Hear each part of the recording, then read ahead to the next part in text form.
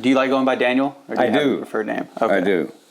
All right. My birth name is actually Danny, and that's an interesting story. I traveled from Colorado before I moved to Washington years ago to visit a commune called the Love Family. And so I came to visit them, and I walked in a coffee shop in Seattle on Queen Anne Hill that they were running at the time.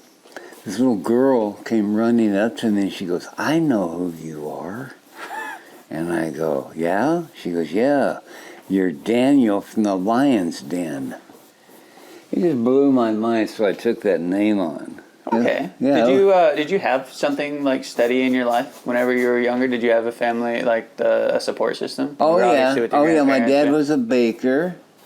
My mom was just a housewife, kind of stay-at-home mother with. She had 4 boys. One died when, I think, in 3rd grade, if I remember right. That's an event that's horrible to think about that. He got up in the middle of the night and drank some household cleaner. Oh, my gosh. And then when my parents woke up, he was in convulsions, and next thing I know, he's dead. And I'm just freaking out forever. I dragged my neighborhood friend by the name of Michael home and tell my parents he's my new brother. Yeah? Yeah, Mike died when he was probably 2 or something. What was discipline like? You 4 boys, right? There has to be a stern hand somewhere. That was my mother. My mother, she took no shit from nobody. And I'm not kidding. She wasn't domineering, but she wanted to raise good kids, and she really was a stern hand. I remember she would make us go pick our own switch from the willow tree. And I'm not kidding you.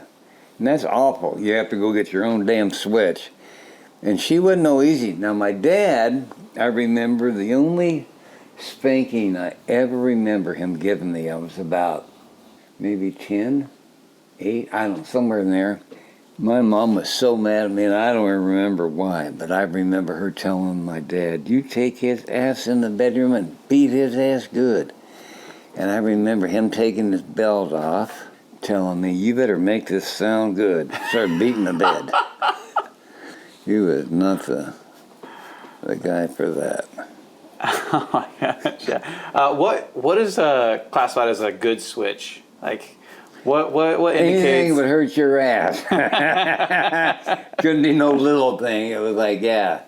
She that time no, go get something that means something. So what if you just kept bringing like? Well, she didn't put up with that guff. That was nothing that was going on. Okay, that wasn't even a question. No. I tell you, my mom, and this is the honest to God truth, I think I was a freshman in high school, or something. I think a freshman or sophomore, and the jock of the school was after my butt for no stupid reason. And I had gone to school, and I had told them that I read an article in Reader's Digest that said, Andre the Giant, that his wedding ring finger, you could pass an American silver dollar in the inside of it and not touch it. Now that's a big finger, okay? Yeah. Anyway, Joe's just going to be a wise ass and beat my ass and chases me home. And I remember my mother standing on the front porch, arms crossed on the deck going, "Danny Wilson, you kick Joe Sanders' ass or I'm going to kick your ass." And I turned to Joe and I said, "Sorry, Joe," and I just leveled his ass.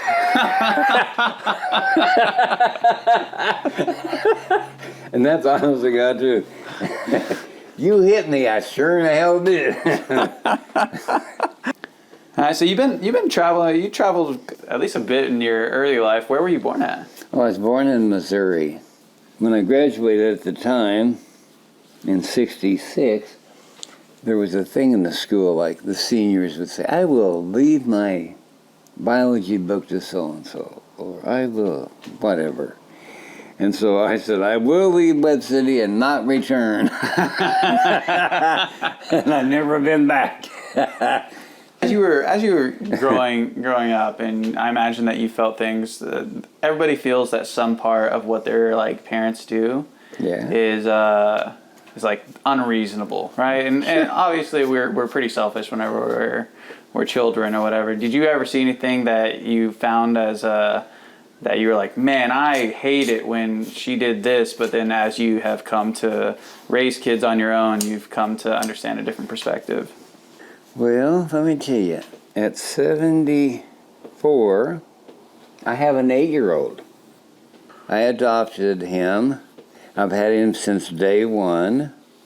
And I have 2 boys in their late 30s. I've had a lot. I'm better the second time around, I guarantee you, as a parent. There's things I wish I could do that my parents were able to do that I can't. Like, there's times I really want to swat my kid's ass, justifiably so, but I know that I don't want to create a legal issue, and my kid probably wouldn't do anything, but if something happened, went to school, whatever, I don't want that scenario, okay? And so I personally, even with my older boys, I never spanked them. And I only swatted my oldest one one time, because I got it from my mom, and I'm telling you. And so I remember that my youngest, when he was about 8, had not run off, but he had gone to play with friends, and he was supposed to be at home like at 6 o'clock in the evening, whatever. 6 o'clock? Nope. 7 o'clock? Nope. So about 8 o'clock, like, okay, I'm freaking worried. And so I started just panicking, you know, as most parents would do. And so here he comes, about 8:30. Where have you been? I am totally freaking out.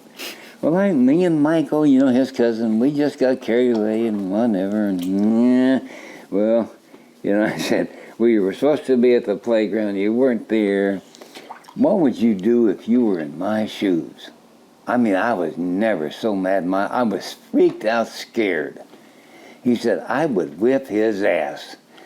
I said, bend over. And I took my open hand and I swatted him like, bam, just like that. And he thought I beat him with a baseball bat, because he never had a swat in his life. Oh, it hurt. It killed me. It freaking killed me. Yeah, there's things that my parents did, and they never talked to us. And I'm a talker. I tried to reason with my kids. I tried to, you know, and I have my boundaries, and they knew that. But I don't know. Yeah, just do the best that we can with what we have. That Well, kind I of think you have mentality. to go up and beyond. I think there's a point where you go beyond the best you think you can. If you really think about it. Like, for example, I live here on the north end. His school that he is eligible to go to is here on the north end of Samadhi. And so when he was in preschool, I wasn't the lame parent. I started studying the 2 schools here on the island. And so academically, social, everything. And so I found out that one school really smoked the other one academically, and all kinds of awards. And I thought, well, and then I found out that the principal was controlling and wouldn't let teachers do it. She wanted to do it, and there was a lot of parents that didn't like. And so I said, no, I don't want that. So I applied to have Dane go. I took the initiative instead of just accepting what's handed to me and him. Yeah. I wanted the better. Education means a lot to me for him, because I don't know about you, but my life's been all kinds full of shit. And I don't want him, and I tell him constantly, I don't want you to make the same mistakes and have to suffer like I've had. I've been homeless. I've been in a war. You know, You just want better. much better. Much better. And it doesn't come by holding your hand out. I'm a hard worker. I'm still working. I'm a landscaper. I'm 74. I've got a million references to that because I worked my ass off. But no, I learned long ago, it's not by this, it's by getting your hands dirty and doing what you want to do, that you enjoy doing. Where'd you graduate from high school at? In Missouri. In Missouri? Okay. And then you had said that you were never going to step foot back in the town. Nope, never been there. And you managed to keep that the case, huh? Where would you? So you left that area. Where did you go to college at? Well, I went to college after the war. Oh, okay. So you went to after the war. So did you enlist right after graduating? God, you're not going to have enough time for this story. I actually fought to get to Vietnam. It was so bad that they threw me in military prison stockade because I was determined to go. And they wanted me to go to Germany and play their stupid little war games and pickups and shine my shoes. And like I told them, you trained me to be a damn soldier, an infantry soldier, a good one. Then the jungle training and this, I passed with honors. What is your freaking problem? And so finally they were so pissed at me. They did. They threw me in military jail. And they beat me up. And this is because they didn't want you to go? They, while there, they beat me up so bad they put me in the hospital. And then my doctors in the hospital wouldn't release me. And I told them, all I want to do is go to Nam, and these assholes are trying to kill my ass. Because I'm a dedicated American boy who probably has no brains, but I want to go be a patriot for my country, okay? Because when my dad grew up, when I grew up, military will make a man of you. It's really good for you. Well, okay. So I get my draft, I go to the Army, and then when I get my orders to go to Vietnam, my dad begs me to go to Canada. He didn't want you doing this? I guess he didn't want me to fucking die. Who knows? You know. Yeah. And so I was mind blown. I didn't go to Canada. I don't know. So I went to Nam and. So eventually you were able to go and do the thing that you were wanting to do. You were wanting to. Not exactly that. It's like. Well, at the time, wanted. Yeah. Anyway, it was, and then my time in the war was, that's a story within itself. You know, I feel very fortunate, though, because my military experience after I got to Vietnam was more rewarding than, that sounds kind of weird. I served under a commanding general, Ben Davison, who at the time was the only black military general in the service, and he was a dandy. He was a dandy? What do you mean by that? To me, he would be the best example of a perfect soldier, and especially a commander. He wasn't back in the rear during battles. He was in the battle with his men. Oh, okay. He got shot down like 4 times, you know, and stuff, and was always there to greet us coming out of the field. He just had a real heart for his men. A dandy is a good word then for him. It's a positive. Oh, It's a positive turn. I wanted to make sure it was a positive turn. no, he was a real gentleman.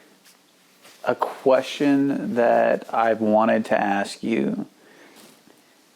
Can you say anything that is like nice about the Vietnamese people?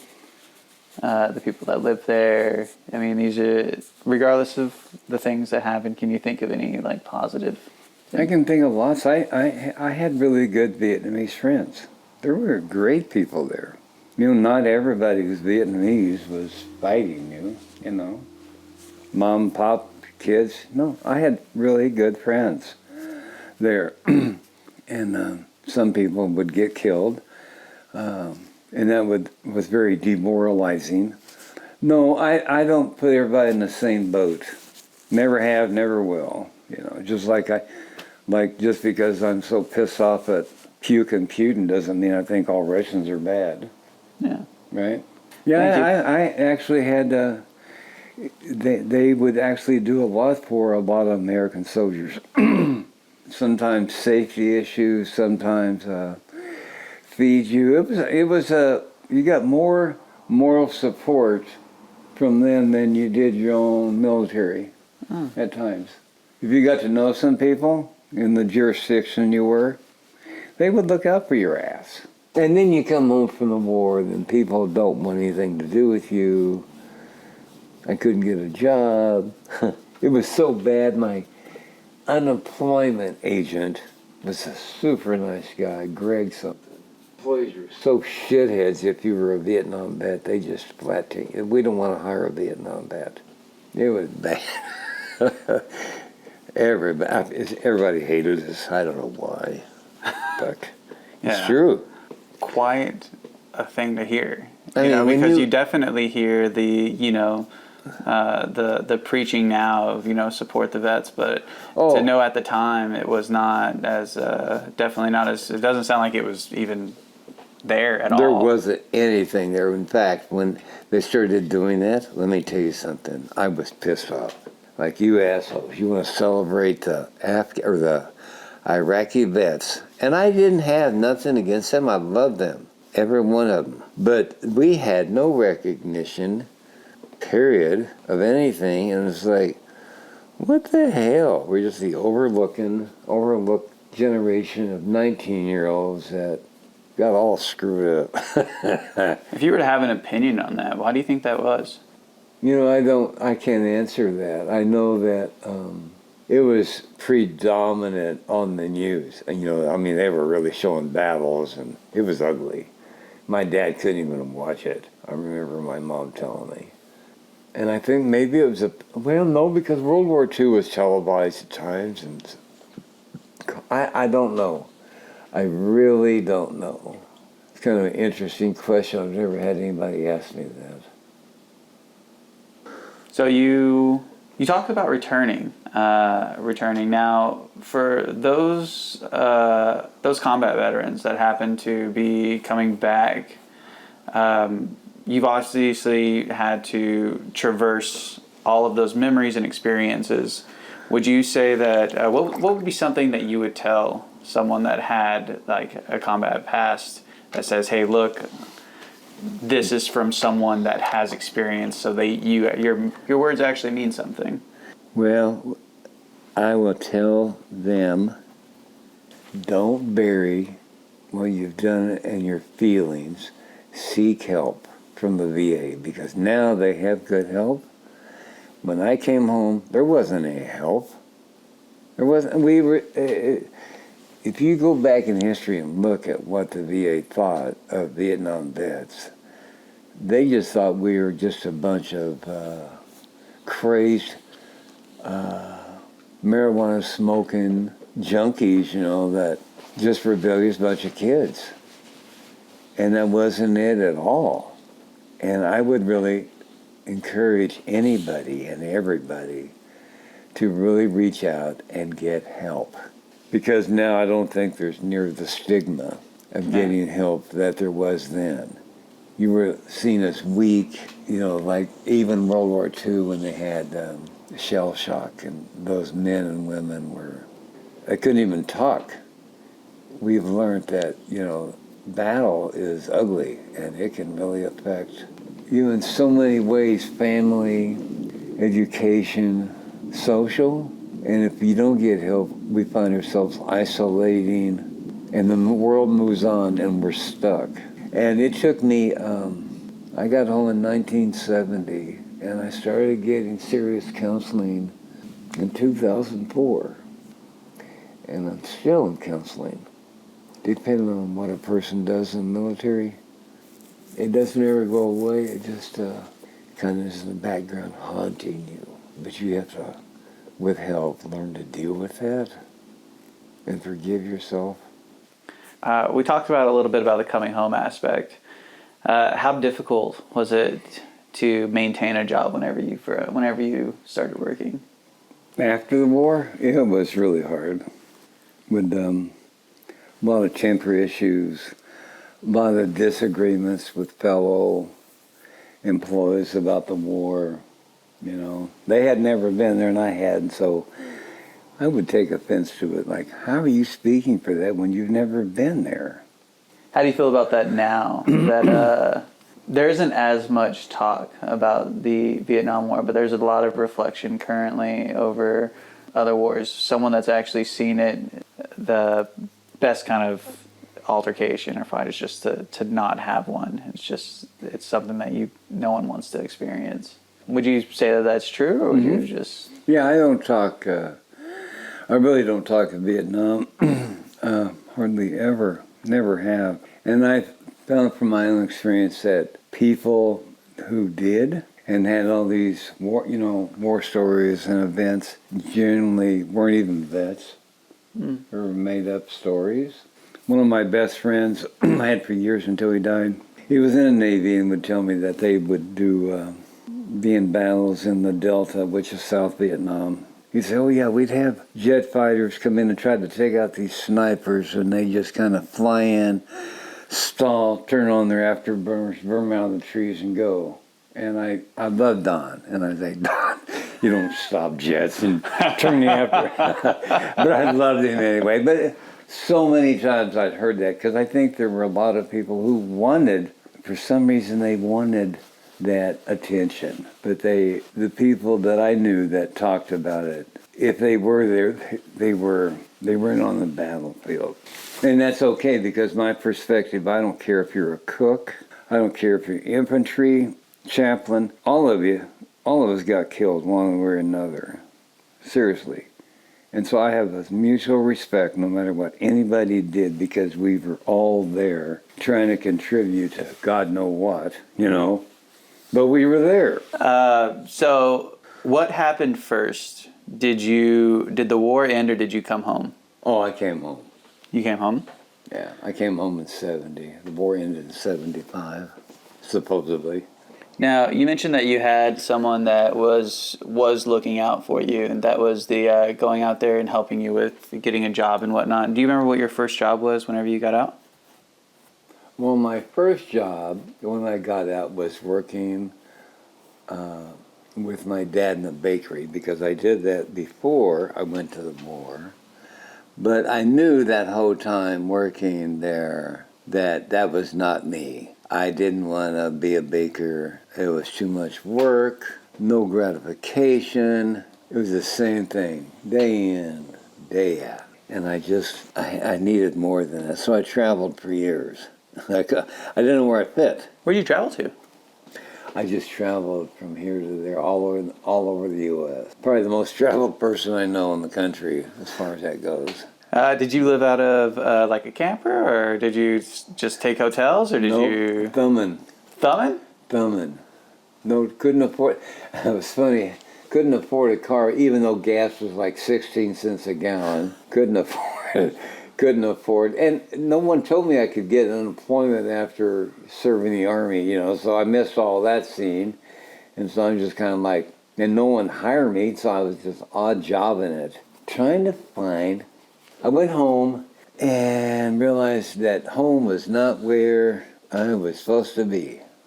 I felt like an outsider.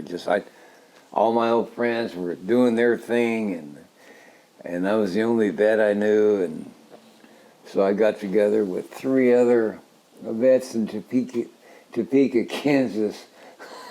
We were so mad about the war and what we felt like society had done to us, really.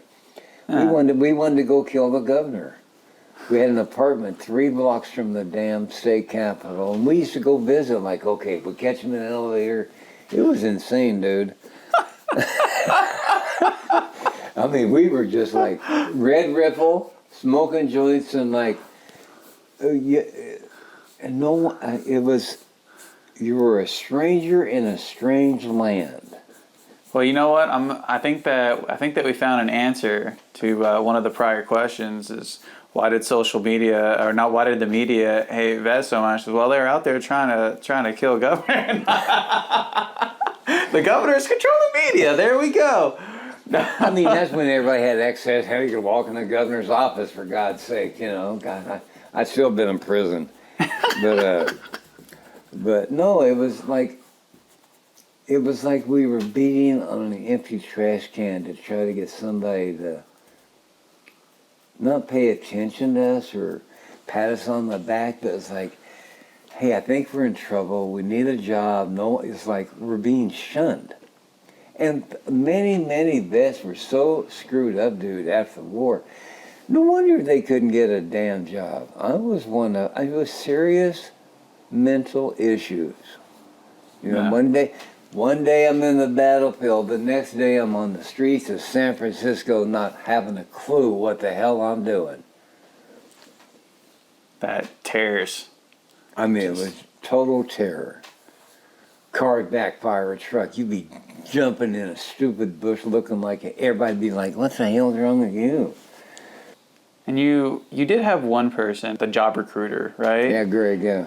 How long after, while you were thumbing it across the states, did you meet Greg?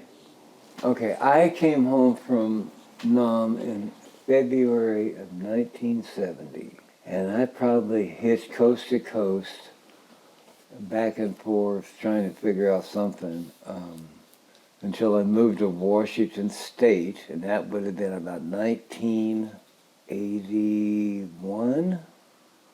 No, it had to be late 70s, probably about 78. So still on the closer end of a decade that you were traveling. Yeah, about 6 years of hardcore traveling, trying to just to meet somebody who I could kind of relate to, but everybody was in college and I wasn't fitting there, and then the people with all their married life and their kids, and I wasn't fitting there, and I couldn't it was a bizarre place to be in life. It was like everything was moving, you were standing there and like, yeah, and you can't you can't figure out what's going on. You take it upon, at least I did, oneself to think it must be you and not the world. It's got to be you. And that really sent me into a tailspin. And that's where I started getting counseling at the VA. And that went on for years, hardcore, 4 days a week, driving 100 miles one way a day. Yeah. Because I was in dire need of help. And thank God for those doctors. And So there was a change eventually, or was that just Washington State that you had noticed, like that was someone that found doctors and people that cared? yeah, because where I grew up, the VA system, even today, is still really backward. It's a really modern system here.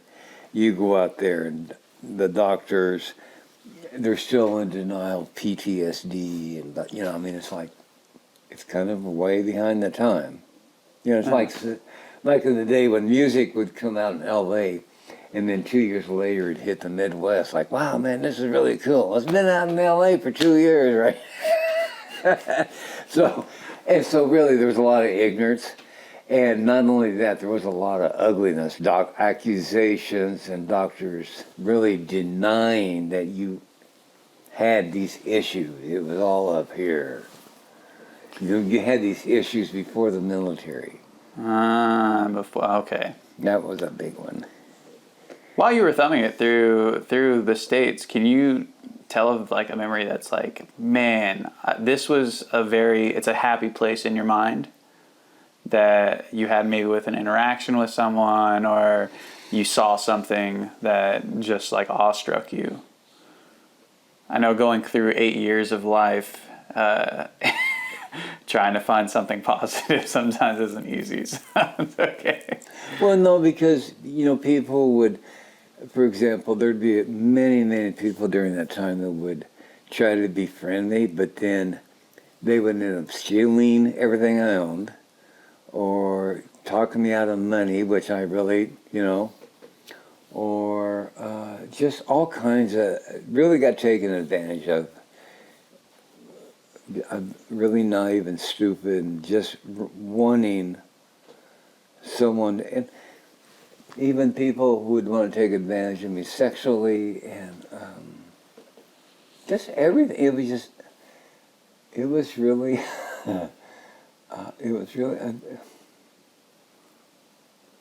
Is it difficult trying to think of something is it difficult trying to think of something during that time frame that sparks positive?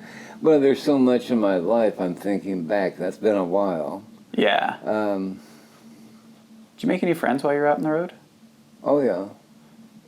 One I did was it was like 1978 before I really found something I clicked. Well, no, 76 I clicked with. There was a ministry, a Christian ministry in Arkansas that I got involved with, and I really loved those people, and it was really cool, and got to travel, and we were in ministry in Mexico and Texas and Florida and Tennessee, so it was really rewarding experience because it was like everything that we were given is like everything I was searching for. You know, like I wanted to help people, but I wanted people to help me. Well, and I found that by helping people, then I was kind of helping myself without even realizing it. That's really interesting. A very positive experience with you. It's reflected upon helping others. And so I remember that being there for 3 years, I met a man who used to come through about once a year. And he would tell me about this place in Seattle called the Love Family.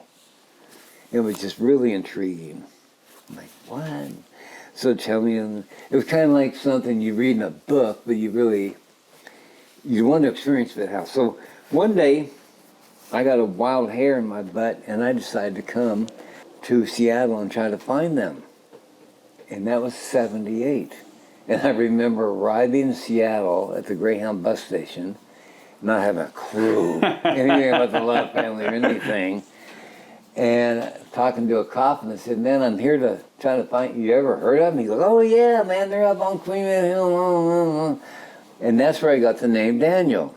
Yeah. I took that bus at 1 o'clock in the morning up to their coffee shop, which stayed open 24/7 then. And there was nobody in there except man and wife and their daughter. She's the one that ran up and said, I know who you are. You're Daniel from the Lion's Den. And she was like 5. And I'd never been out there. And so I really that's how I got that name. Anyway, I found myself healing by giving what I was needing. That if I would focus on somebody else's, I won't even call it a problem or an issue, but their need or want or something that was genuine, authentic. I could get myself so caught up into it and helping them that I found myself healing from the inside by doing those things. Wasn't anybody doing anything for me, it was just me doing for you. And so my wife, through the years, would really get on my ass because I really would give a lot. But it was my sanity. Still is. That's why I'm working. I'd like to keep busy, and I'd like to make people smile, and I'd like to reward people. And especially elderly, who I work with a lot, that I can't do this anymore. Well, I still can, so let's do it. You know? Yeah, absolutely. And so that's kind of where my head is. And I think that's why, at least my wife says, why I'm so still honorary and capable and spunky at 74. Because I don't take no shit from nobody. I don't. I just like, you know what? That was one thing I feared about this interview was, you know, I might have a point of view that you and other people may not like. And you know what? I'm to the point, I don't care. My wife's always griping. She goes, people won't know if you're serious. And I go, people who know me know when I'm serious. And if you haven't figured it out, that's okay. You know? The people who it would actually impact know more than what you can just see. Yeah, it's like, hey, the people who know me for, years, have been around for me for years, they know me. And so if I say something or do something and somebody wants to make a quick judgment, that's okay. Let them. It's no sweat off me. I don't care. Because I'll say something just really off the wall to a lot of people. My wife is so freaking just wants to go off on me.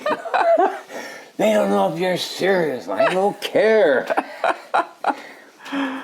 I really don't. I mean, I do, but I don't. It's like, life's too damn short. 74, I'm still trying to make it, okay? Oh, absolutely. This picture is just not going nowhere. It's not even a picture. It's just weird. You were married prior to your wife now. Is that true, or is that... Yes. Okay. Yes. So obviously it was after, was it 78 that you got into Seattle? Did you meet your first wife here? No. This is actually my third wife. My first wife, I married in 72, and we divorced in 74 on our anniversary. I remember going to court, and it was in Missouri, and the judge says, Mr. Wilson, she wants this and this and this. What do you want? I go, absolutely nothing. I even tell her, I said, this is not her fault. This is all me. This is after Vietnam. I'm screwed up. And that's what I told him. I said, I am messed up. There's no one to blame but me. So, blah, blah. So then I met my second wife in 94, and Zinda died of a brain tumor in 99.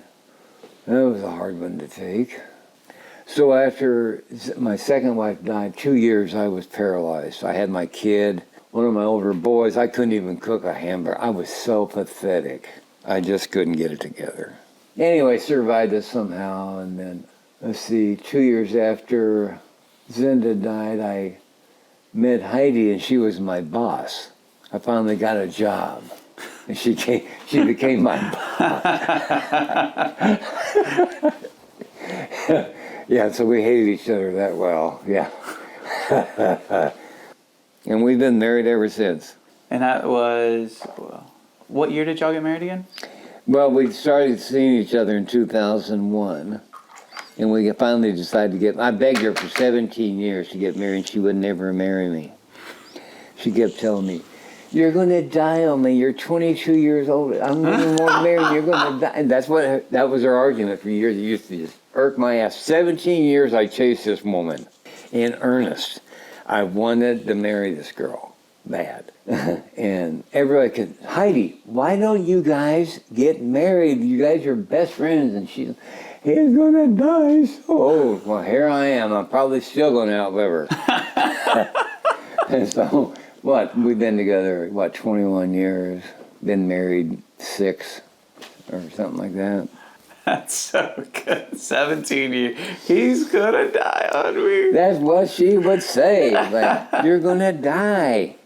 Then what am I gonna do? That's not my problem. Oh my gosh, that's so funny. So really, being 74 and having an 8-year-old, it really gives you a different perspective of life. Being younger and having kids, has the same kind of rewards and challenges and everything. But I think as you get older, I think your understanding of people and children gives you maybe a better view of what life is supposed to be about instead of what we get caught up in. You gotta remember, kids don't get caught up in the daily grind and this and that. And it can really show you, if you stop, how to enjoy life without all the responsibility. You think that's just because you're moving too fast? Like, hey, Dad, you want to go play in the fort and forget all the bills? Sure. Become a kid again. It's a good thing. Yeah. Do you think that you just live too fast whenever you're younger and have kids?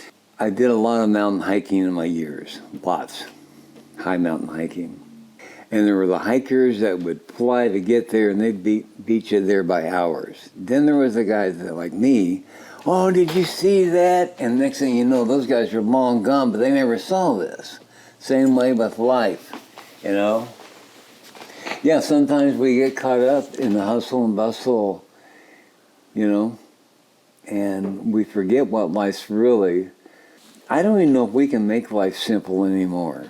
Because we have so much on us. But my kid at 8, he'll be 9 December, he's really taught me this. I mean, he's a go-getter, but he's taught me to slow down. Just see the world from a different light than we do as adults. It's kind of cool. That's kind of cool. Why the adoption as old as you are currently?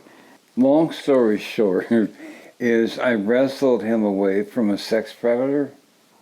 It's kind of a complicated story, but anyway, and Dane knows that he's adopted and doesn't know all the details, you know. Yeah. That, but and I asked my oldest boys, "What do you think?" And they both thought it was out of my mind. And I said, "Well, you haven't wore me out, so I've got some vinegar left in me." And so I went to court, and I had to go through this huge investigation, big time. I was really shocked, but anyway, went through that, passed with flying colors. Took me about a year. Well, no, it wasn't that long, because I got Dane. Started when she was about 6-8 weeks pregnant or something. So about 10 months probably, the process. I got him legally mine at age 2, but I got him from the hospital on day 1. Is there any other things that you've learned from, or you've gained from raising a younger kid? There's lots I've learned. There's so many, but the thing that Dane's taught me is determination and resilience. And I feel like I've been pretty resilient with my life, and because I've really been through it. But he's really shown me how you can just kind of pick it up and move on. And there is no excuse at age, not to him. I was like, nope. And so it's funny to hear you say, well, you slow down. Well, on one hand, but when you have a baby growing up and he's 9, there is no slowing down. Dude, it's full bore, go get it. Seriously. Gosh, I mean, and like you're working and you're dealing with that, and like your work isn't easy. I love landscaping. You love landscaping. I do. Okay, so it's something that you do enjoy. Oh, if I didn't like it, I wouldn't be doing it. Okay, and I'm good good at it. I've been doing it for a long time. I probably wouldn't be here if it wasn't for my kid. You know, because I have a pretty happy life, but then they give you a new outlook, thing to look forward to. And the thing I'm looking forward now is, okay, he's at the age where I'm a hero. And you get to be 15, that ain't a hero, you know. We've been there, right? And so I want to take the time before he gets to that I'm not a hero anymore, and do like a special father-son thing, you know, for maybe a week, 10 days, something that he can live with forever. And remember that. If I can live long enough, I want to plan a plan to Alabama, of all God-forsaken places, where I went to high school. But anyway, there's a place down there, Bannis Mill, something. Anyway, it was an old site of a mill. It's for corporations and individuals and families. And it's not an amusement park, but they have things to do like skywalks, where you have to do these obstacle courses. They have 11 miles of zip lines, which take you 2 days to go. And so I think I'm gonna do that. Sounds like a really fun time. Here, you get up there, I'll watch you from down here, yeah. Yeah, we've mentioned, like, obviously part of coming here, there's the requirement, right, that you have to be 7 years of age. Do you ever feel like you're 7 years? No, I should, but I don't. And it'd probably get me in trouble. I remember here about a week ago, we were down in Marysville, and these young kids cut me off, driving down by Taco Bell, I mean, they about made us wreck. And they were just being all punky about it. I stepped out of the car and said, I don't care what's your you. Come on. Just freaking come on. I'm going to teach you a lesson none of you are going to like. And my wife's freaking out. But I don't feel 70. I'm slower, but I feel like I'm pretty sharp. Hell, I'm having to learn new math again, so why not? That's not how I learned it. No, anyway. No, I feel blessed. Health-wise, I'm good. My wife, who died of a brain tumor at 38, taught me a lot. Bravest individual I've ever known in my life, I swear to God, for what she was facing. I've just never witnessed that much courage, I think, when you know your life's on the, even in battle, I don't think I even witnessed that much courage that she had. Knowing this is the consequence, I know I'm going to die, and it's not going to be long, and just accept that. And I did everything but accept it. It's a big life lesson. Yeah, I never want to go through that again. And the most awful thing about it wasn't her death. I mean, that was beyond, but it was people, my good friends and family and neighbors. I know how you feel. I want to fucking kick their ass for that shit. Yeah. Never say it to somebody, because if there's a lesson that we should all learn, it's two things I live by. If you want validation on what you believe and say, give the person you're talking to the same amount of validation, no matter if their view is out in left field. Validate it. You don't have to accept it, but give them the equal amount of respect that you want for yourself and your beliefs and what you're trying to say. And you go through life wonderfully if we just do that. But we all got, it's right and wrong. There is no right or wrong. Either this is, you just look at it like this isn't the thing to do. It doesn't mean it's wrong unless it's just, blatantly, crime or whatever. But no, life, and what it offers us is a chance to make decisions and help others make the right decisions by our experiences. Because if I touch the hot plate and I tell my kid, don't touch that, it's because of my experience. And if we validate and listen to each other, we're not so far apart as we think. Like the media wants to make us feel.